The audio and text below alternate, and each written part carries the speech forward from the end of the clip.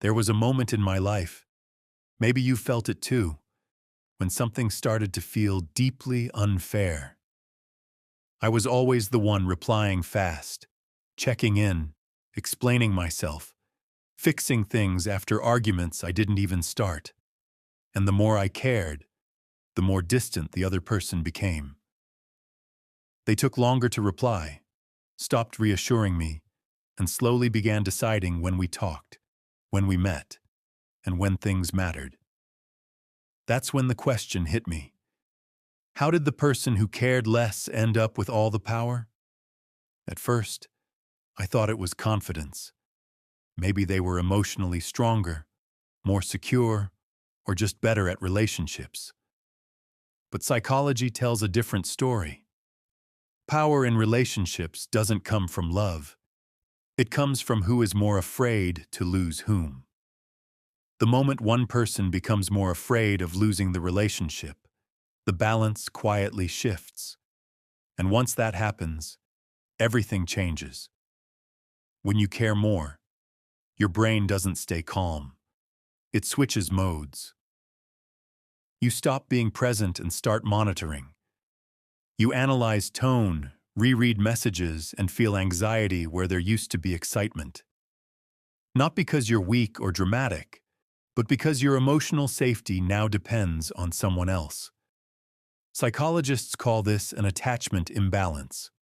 One person is emotionally invested, while the other is comfortable. And comfort, over time, turns into control. The person who cares less isn't calmer because they're stronger. They're calmer because they're less attached to the outcome. If you stay, they're fine. If you leave, it hurts, but they survive. That difference alone creates power. Fear makes people negotiate their worth, and the person who fears losing more will always give more. Here's the part that hurts the most. The more available you become, the less valuable you seem. Not in reality, but in the human mind. Humans don't chase what's guaranteed. They chase what feels uncertain. When someone is emotionally inconsistent, your brain releases dopamine, the same chemical linked to addiction. You're not addicted to the person. You're addicted to the uncertainty. Meanwhile, consistency, even when it's healthy, doesn't create the same chemical pull. Slowly, something dangerous begins to happen. You start adjusting yourself to keep them. You tolerate late replies, excuse disrespect, and silence your needs so you don't push them away. You don't notice it at first, but one day you realize you've been shrinking while they've been setting the pace of everything. That's power.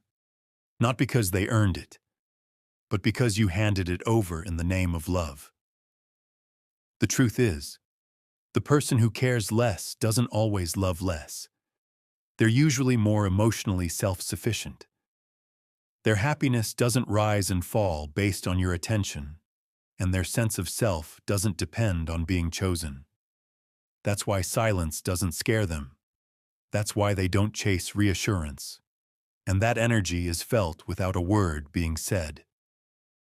Then comes the shift. One day, you stop filling every silence. You stop over-explaining. You stop proving your value.